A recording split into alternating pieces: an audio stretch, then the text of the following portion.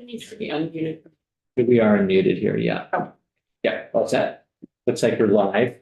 And Representative Supernaut will be joining us on Zoom.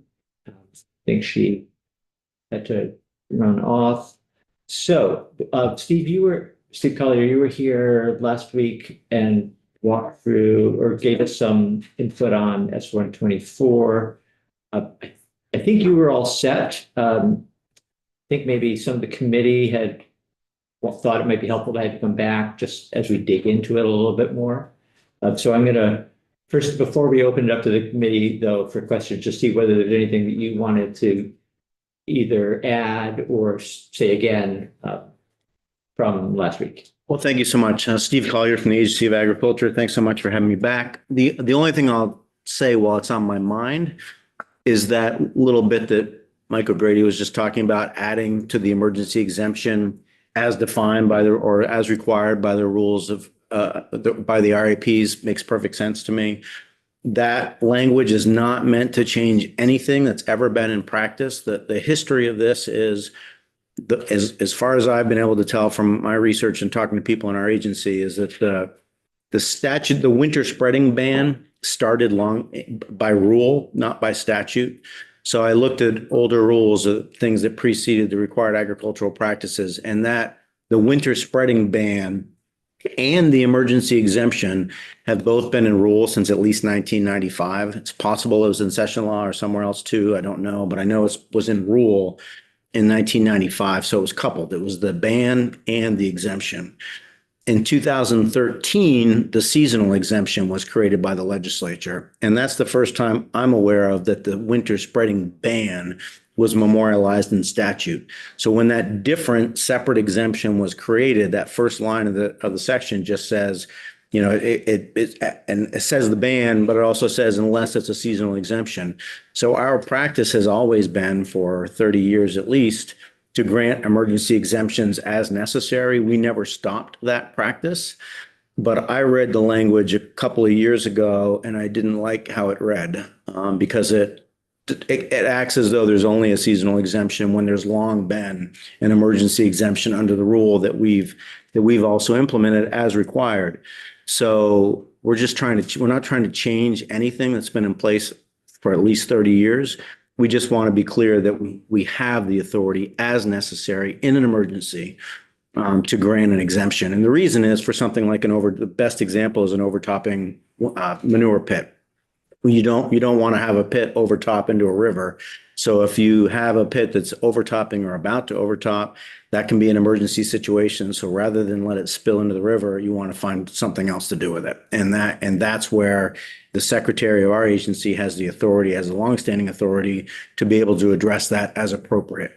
We can explore all kinds of other options like export, but if it's appropriate to spread on the field in that time in a way that we do not believe will cause a discharge, then that's what we do. And there was, Representative Lipsky brought up the 2023 flooding, and that was so severe. And not only the flooding was so bad, but there was so much rain for that entire summer that farmers could have legally spread during that time. But farmers came to us and to ANR proactively and said, look, our fields are a mess. We can spread now, but it's going to run off because the fields are saturated. We're going to destroy our fields by spreading right now. Can you work with us to come up with something?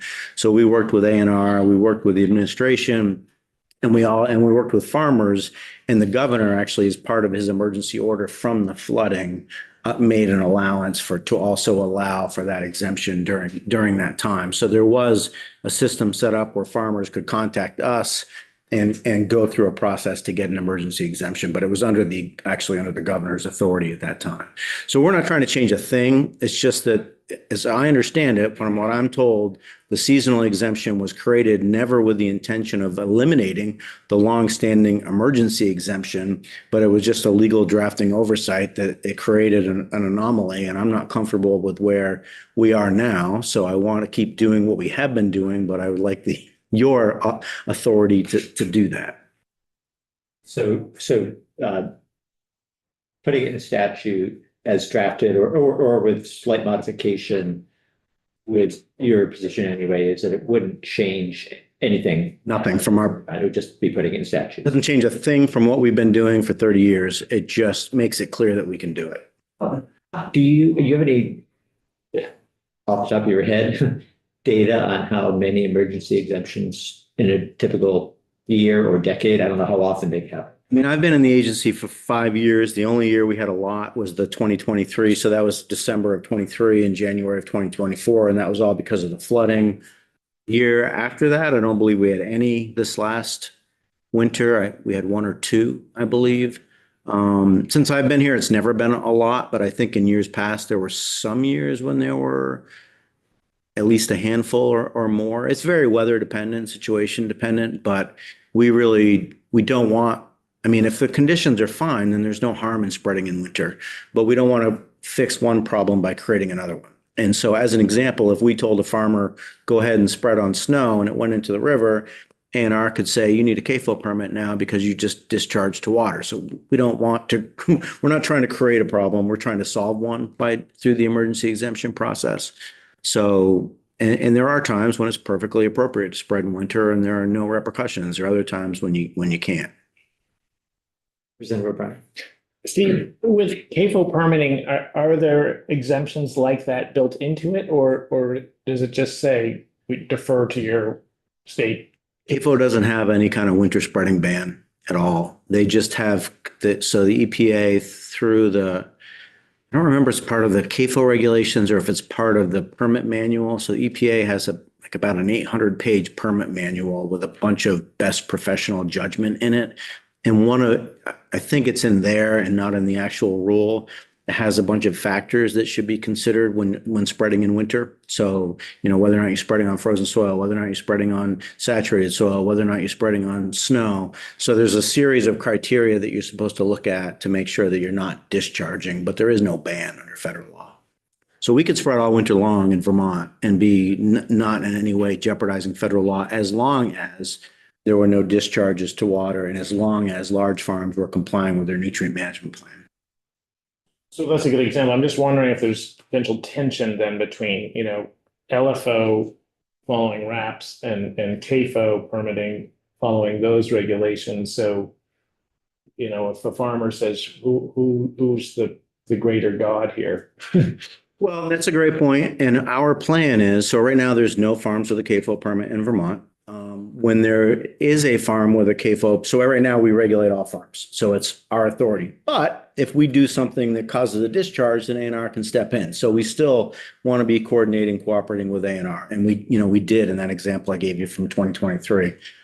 But if ANR issues a CAFO permit, so it depends on what size farm you are. But if you're a large farm, you will still have a large farm permit because the large farm permit is broader than just water quality. There's some other things in there, but we're not going to duly regulate a farm for the same things that ANR is regulating. So if they're regulating water quality on farms, we're going to let ANR do that. If they want to talk to us and collaborate, of course, but we're not going to do it twice. So in that case, that would be up to them. And they would be able to allow someone to spread in the winter if they want. If there's a concern about the state law and the prohibition, they could, come to us and we could grant the exemption if they felt it was necessary and appropriately with state law. That's why we're cleaning up the buffer issues. We don't want that. We're state and federal law together can create a vice and the farmer kind of gets stuck in the middle. And we don't want that. We want it to be clear that what law applies and how. Do you have to get in touch with the, say, ANR lead inspector then, say, we want to issue an emergency exemption for winter spreading? Well, we meet with ANR every week and we have for a long time. And so our people who are in the programs talk about issues like this. So sometimes farms are more likely to call us than ANR just because we've been on the ground more, but sometimes they call ANR. So it just depends. But our water quality director can talk to their CAFO director, and our program staff also meet. And in the new way that we're going to be doing this, we're going to be inspecting a lot of farms jointly. So that will just kind of make the collaboration and even more seamless, I think, because when you're actually out in the field talking about things, that's a lot different than sitting at a desk or sitting on a video screen. Looking at the actual same thing at the same time is better than looking at pictures of it. So Leaving aside any changes that we might want to make to this, under the new regime where some farms will be issued CAFO permits, does this existing language, so the prohibition on application between December and April, that would still apply to everybody? Yeah, I think so. Not distinguishing between It's not. CAFOs and, yeah. It's not. Yeah. And then the exemption would also, if there were emergencies, they would also. Right. So I do believe that would apply to everyone. So right now, so that might be something when Mr. O'Grady was talking about cleanups in future years, maybe that's something that we say, you know what, if you're under a CAFO permit, you don't have to worry about this. But Representative Nelson. Yeah, so you stated earlier that if you have a CAFO permit, you still have an LFO permit if you're a large farm. I understood that if you become a CAFO, you pay one fee correct, and it would be for a CAFO permit. correct. So would you still be under Vermont large farm rules or are you going to be under CAFO rules? Well, that's part of what the stakeholder group, I think, wants to talk about and to discuss that, how we roll that out. But you'll definitely be under CAFO rules if you're a large farm. There are some pieces of the large farm permit, like construction. The water quality rule, water quality CAFO regulation doesn't deal with large farm construction. But the LFO permit started out as really a land management, land use permit. So we regulate construction. If a farm wants to build under an LFO, there's a process that we have to go through that doesn't apply to CAFO at all once you have an existing permit. So things like that, we would still have a role in that. We also have authority over vectors and odor and some other issues under LFO that doesn't exist on Clean Water Act. So the plan is, if there's one of these issues that's outside of CAFO, then we'll address it. If it's CAFO, we're not going to do it twice. That doesn't make any sense to do it twice. But there may be we may want to make the law, the statutes clearer on that as we go. And I think the stakeholder process will be important in informing that. But if they were identical, we could just have one or the other. Now, when it comes to MFO, the way the statute's written, and we're not asking to change that, is if you have a CAFO permit as a medium farm, then your MFO permit with the state goes away. And the reason there is the MFO permit doesn't have those additional broad factors that the LFO permit does. Large farms are treated differently. So if you have a CAFO permit as a medium farm, then you're not going to have any permit with us. The RIPs would still apply, but they're going to be duplicative of the federal CAFO requirements.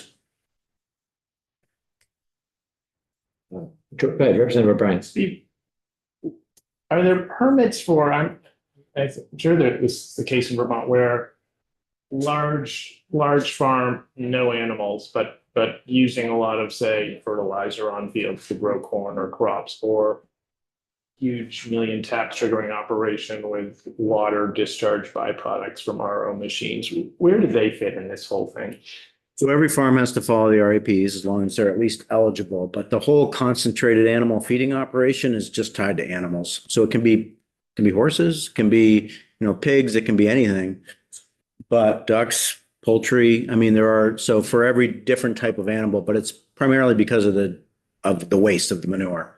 So we do have produce farms that are certified small farms based on the acreage that they till. And, produce farms are also spreading manure because you can't grow crops without nutrients. So, but in terms of the whole MFO, LFO thing, that's animal focused. So what jurisdiction does ANR have for water discharges from those non-livestock farms that do have discharges? I don't want to speak too globally because the laws are complicated, but we are regulating those farms. I don't believe they are. ANR always has some overlap in things like wetlands, and wetlands are confusing because if it's a farm field, it's not a wetland. Or if it's a historic farm field, it's not a wetland. If it's a current farm field, it might be an allowed use. So ANR has different authorities that might touch farms, but in terms of managing farms and their agricultural practices, I don't think ANR generally has a role there. They do for construction. They have some stormwater permitting if you're constructing something over an acre. I mean, there is some overlap, but generally speaking, the whole CAFO conversation is animal centric.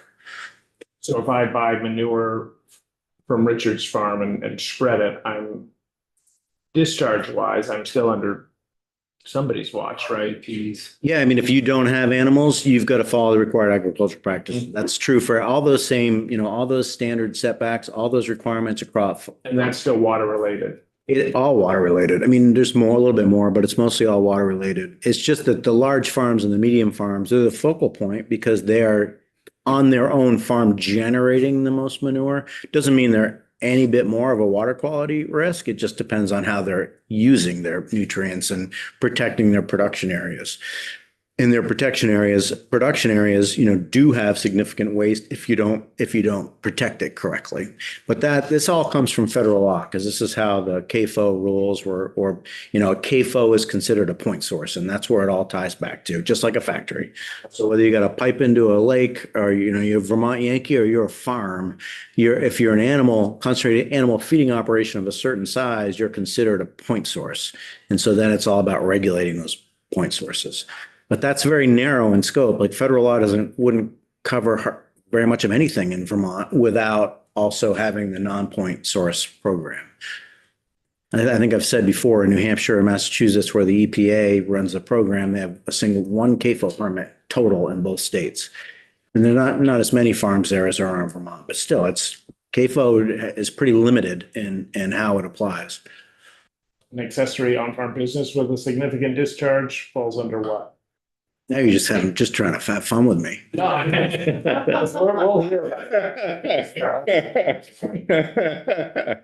Accessory on-farm business they're on a farm, so all the requirements for water quality apply to the farm, but the farming activity itself is not farming. So it can be subject to municipal regulation. It can be subject to Act 250, depending on what's happening. But we don't regulate the noise from a concert at a harvest festival, but we do regulate what you're doing with your food and what we're doing with your waste and your nutrients.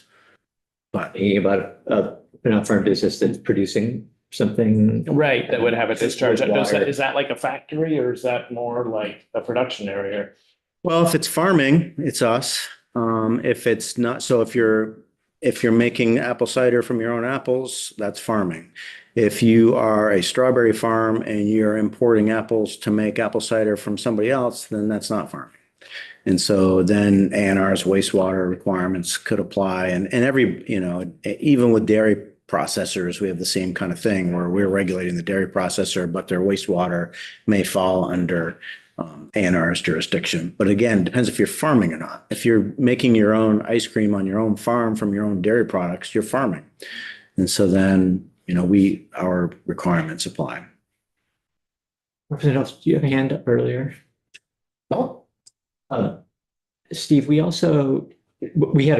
were here for the tail end of our earlier conversation, so may have heard this, but we were talking about the timing of there's a September 1st date, and then there's the December and a February date, and whether that stakeholder group meeting ought to, or the stakeholder group conversation and output should precede the September 1st date. Yeah, so I'm sympathetic to that point that the petitioners are making, but the issue though is that we reached that agreement with the EPA to move us forward. And I've participated in some of the conversations with EPA, but we're not a party to the proceeding. Only ANR is a party to the proceeding.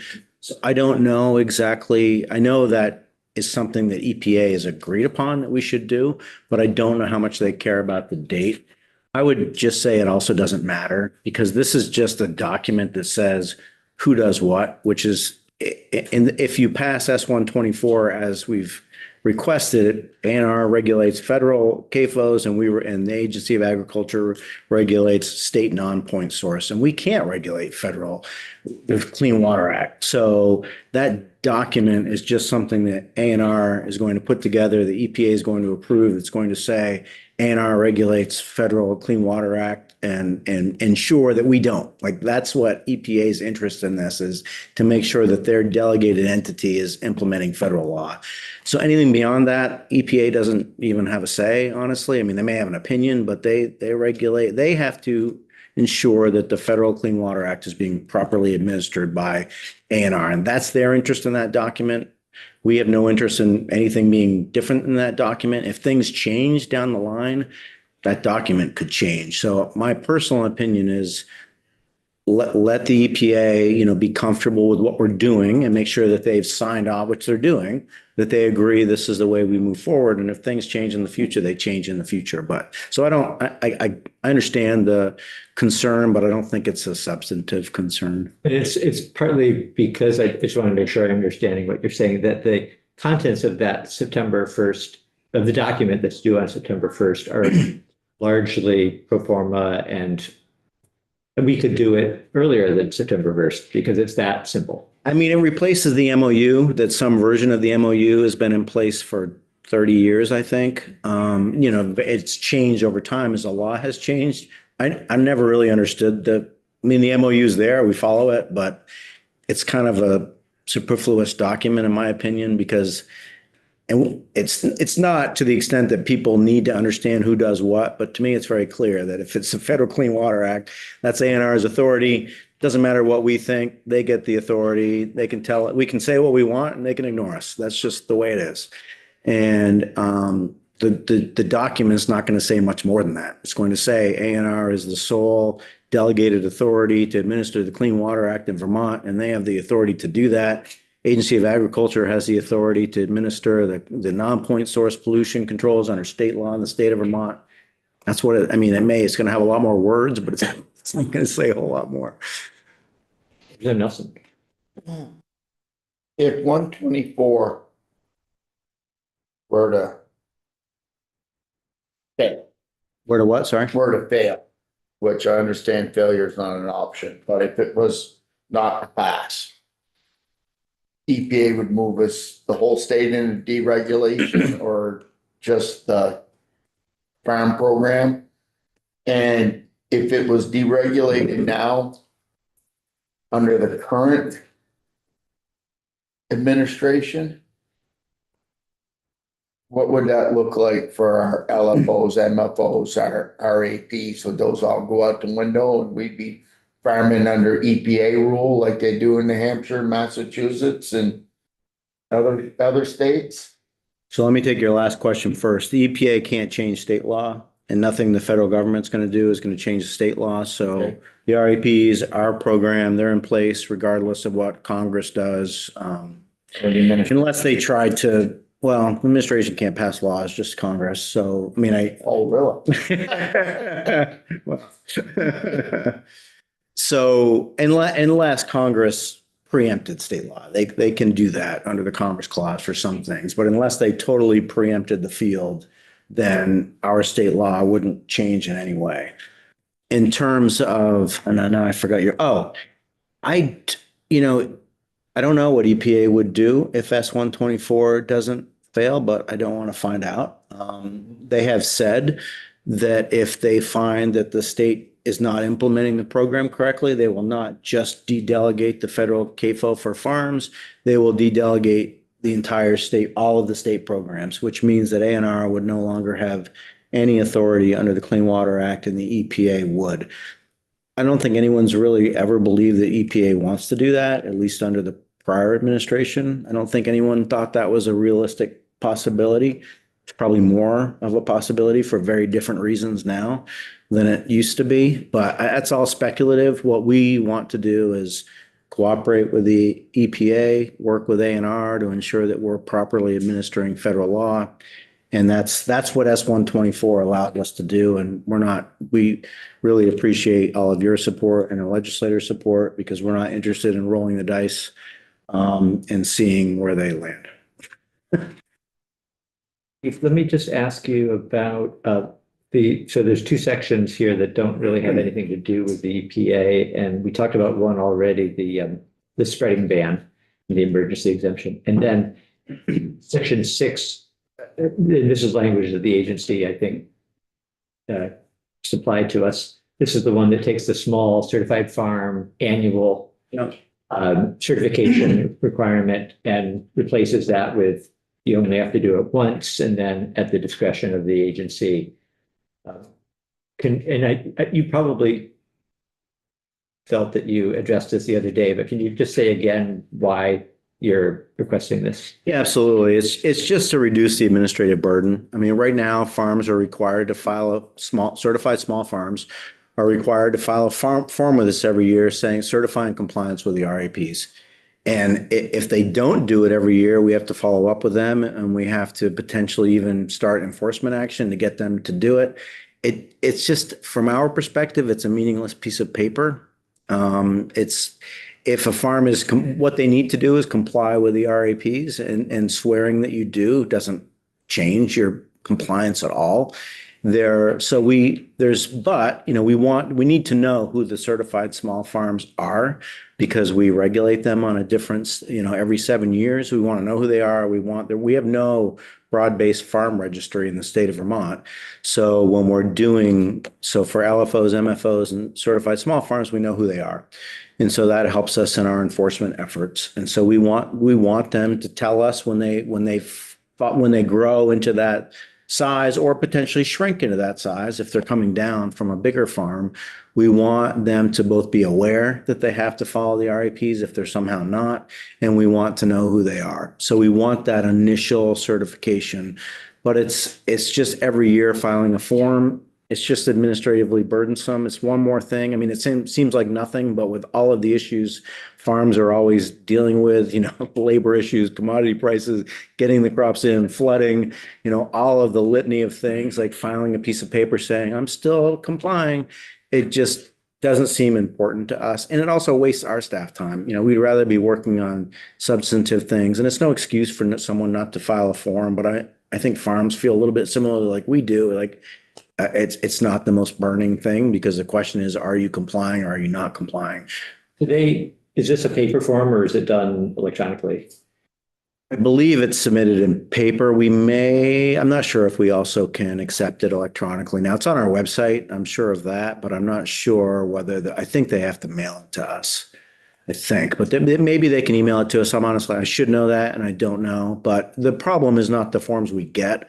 But even the forms we get, you know, there's some administrative time just putting those in the file folder, which is fine, but it just doesn't change anything. Doesn't change the law, doesn't change the requirements, if you don't file the form or if you do file the form, you still have to follow the law, but we might have to enforce against you because you're not filing the form. And it feels a little, I think, petty sometimes to be following up with enforcement actions because we didn't get a form that says, you know, we don't require people to swear that they'll follow the speed limit when they're driving, but if they're speeding, we give them a ticket. So, Representative O'Brien? Steve, I just want to sort of office hours wise, the difference between, say, LFO or MFO permit that a farmer has to do working with the agency, how different than doing a CAFO permit? And would the agency help farmers do that CAFO permit? you know, that's a great question. And we don't have a CAFO permit yet. We have a medium general permit that nobody has been under. You know, it really shouldn't be any different because of the same requirements apply. The whole point of our non-point source program is we were required to implement an equivalent to the federal program. So it should be the same. But it's a little hard to say that definitively. Again, that's part of the stakeholder process. I think that's farmers' farmers are scared of the word CAFO because it's the unknown.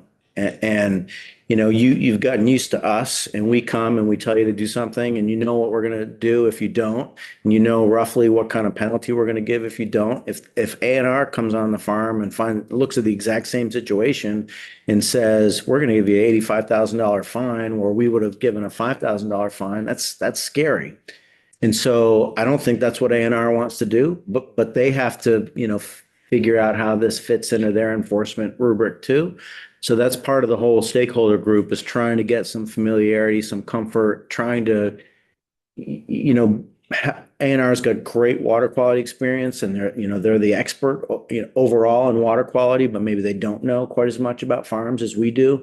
And that shared give and take is really helpful, we think. And what we want to do and what we did with the RAPs, as I understand it, pretty successfully, I wasn't here then, had over 90 meetings, I think, about the RAPs, like really and that's our whole enforcement mentality is let's bring people on board because voluntary cooperation is the gold standard. If you can get people to buy in and actually want to do the work, you're going to succeed. If people are only doing the work when they know you're going to show up, you're not going to succeed. So it's that, it's that blend of actually explaining, getting buy-in, and farmers want to do it. I mean, there's always exceptions, but for the most part, farmers have, maybe dragged their feet at the beginning, but once it's been required, they've jumped on board and they're doing it. So we want to keep doing it, and we don't want to change. It seems unfair to us, at least. Farmers are doing the work and have been successfully doing the work and are accounting for the greatest reductions of pollution and water in the state of Vermont for the least investment.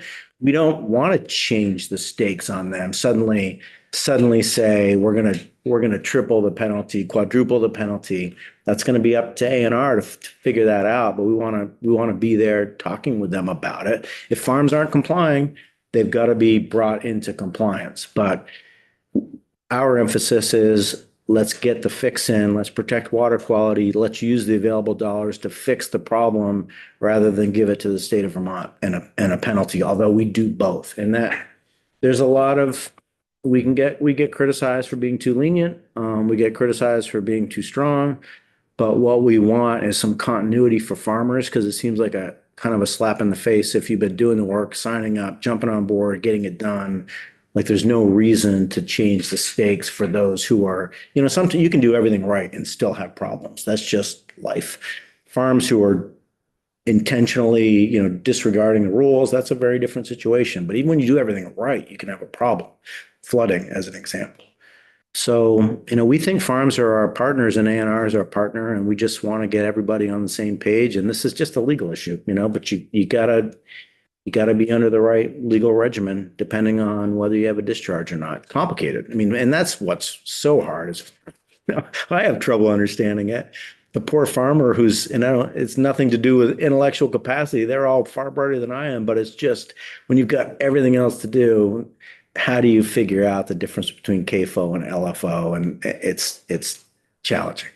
And along those same lines, any difference between applying for NRCS grant if you're a CAFO or a Vermont LFO? That should not be any different. We will continue in that role. I mean, farmers have to work with the feds, but we'll still be in the supplementary role. We'll still have our technical support. That none of that should change. We don't anticipate, and really the requirements shouldn't change. They should be the same. I mean, there's the buffer example I gave you is one thing, but that could be better for farmers or worse, depending on, the situation. But it's really it's a 10-foot vegetated buffer difference at most, but that doesn't even have to be the case. It could be you'd be 10 foot shorter if you're using another practice that's equivalent to the setback. So it's supposed to be exactly the same. And that's how we designed it. That's how the legislature asked us to design it. Representative Burke. Thanks, Chair. Steve, is it going to be I know sounds like your agency prefers federal waters versus state waters in that. Is it a make or break thing, or is it the preference, or how big of a deal is it? No, that's a great question. So when we first worked with ANR and came to this agreement, because we're talking about a federal state split, and federal CAFO is waters of the US, state law is waters of the state. So the initial plan was ANR will do federal tied to waters of the United States. Agency of Ag will do non-point tied to waters of the state. It's kind of our agency's fault that it got a little bit, it changed in the Senate because I think what happened is ANR got a little bit worried about what the feds are going to do and with the waters of the state, waters of the US, understandably, because that may change. And so I think there was a suggestion that maybe we should stick with waters of the state. So that way, if waters of the US changes, it won't affect their program, but we continued to talk about it. The two agencies continue working on it. And ultimately where we landed is, no, it makes more sense for ANR to do federal tied to waters of the US and for us to do waters of the state. And part of that is everybody right now is covered by us. There is no federal CAFO right now. So if you're going to change, if you're going to require a farm to go through a different process they're not familiar with and require them to get a federal permit, it ought to probably be arguably because federal law requires it. Federal law doesn't care about waters of the state that are not also waters of the United States.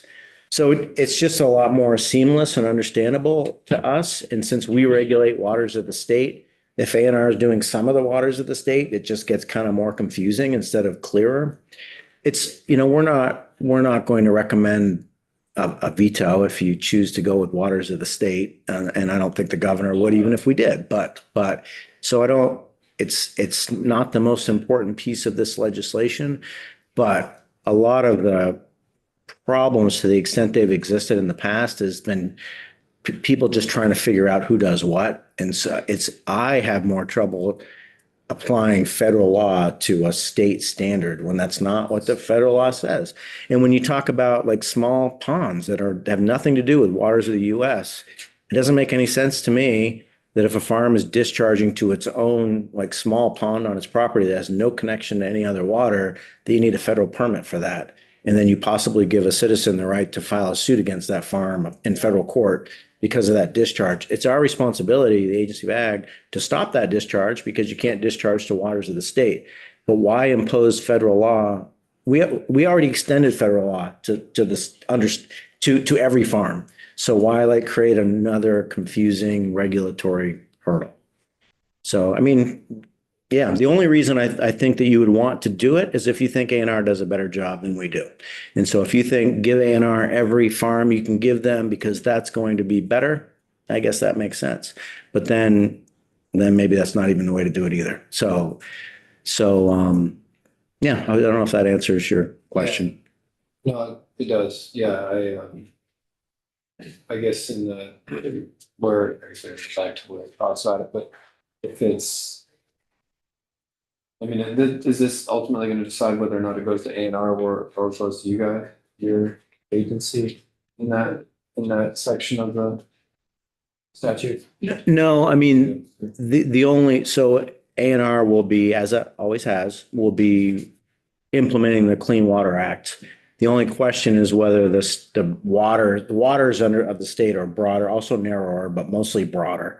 So it's the best example I can think of is a small pond with no connection to any other water. That's a water of the state. It's not a water of the US.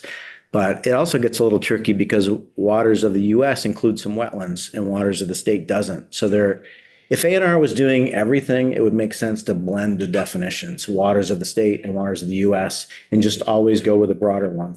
But because we're doing all of the state law work, it makes sense for us to do the waters of the state definition and for ANR to only step in and require the new regimen of federal CAFO permit if you're actually discharging to a federal water. And most of those waters are going to be the same. I mean, any interstate water is any navigable water historically, any water that we have interstate. So if you're talking about the Connecticut River or Lake Champlain or any water connected to those are all waters of the US. So I don't know if there is I actually asked ANR because Chair Sheldon in House Environment asked me, is there a map? I don't think there's a map of what's waters of the US and what's waters of the state, but that ANR has to interpret that currently under federal law. But a lot of them are the same. Any major water is going to be a water of the US. But if you're talking about and under state law, even an artificial pond is a water of the state. So if you dig your own pond and you discharge to it, arguably you could need a federal CAFO permit and someone could sue you for it. So I don't understand why that seems important. We still have to stop it. That's our job. So I'm not saying it. Right, so it's just basically delineates between whether or not it's going to fall in your jurisdiction or ANR's. Right. And the line The way it gets regulated. right. It's just, And the whole line we tried to create through this is federal CAFO. This is all about EPA, federal CAFO. So the federal CAFO is all tied to federal law, federal waters of the United States. Federal CAFO has nothing to do with waters of the state unless there's overlap. So if you're going to have ANR apply federal law, it seems important to have the threshold definition be waters of the US for clarity.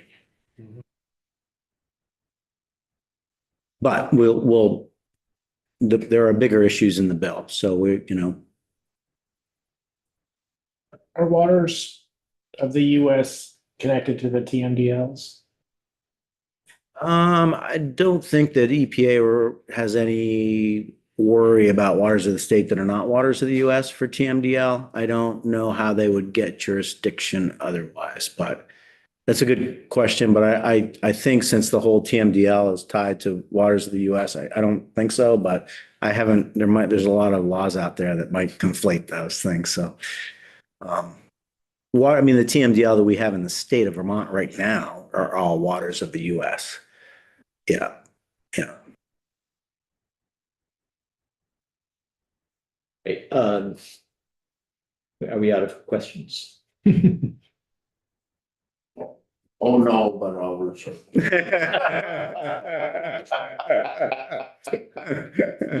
Right, I think we'll wrap up then. And we'll be done for the day. Tomorrow, we're here at 9:30. And there are a couple of things that are knocked off the notice calendar tomorrow, Sanford Money Committee. So I don't know that it's a long floor, but right now we don't have anything scheduled after the floor tomorrow. If we need to take more, thank you, Steve. Thank you so much. At some point, we will come back together, if not tomorrow, on Thursday, and it's not on the agenda right now, so it'll be something new, either tomorrow or Thursday, to come back and continue discussion on this bill and trying to move it out. I think if we can wrap things up with this by the end of the week, that would be helpful for the process. And if anybody's feeling right now that seems too fast, I mean, it's 3 days, but it's not 3 days of sitting in this room, obviously. And there's a lot here. It's very technical, but when you step back and then start breaking down to the elements, it's a little bit easier to digest. And I think we're at that point in the process right now. So, I'd like to make one comment on yes, no vote, if I may. yes, on the earlier, Yes. yes, please. I think the only reason that I said no is because this is supposed to be a fast and quick thing, and requiring more paperwork from the individual before and when they apply, doesn't make it shorter. Slow down the process, yeah. Thank you for explaining. Yeah. I agree with you. But I also didn't want it to get tied up for other reasons. You can have vote explanations and Yeah. infrequent and. Well, I don't say no very often in here, but. No, I would say, We're gonna have to write it down and turn it into pages.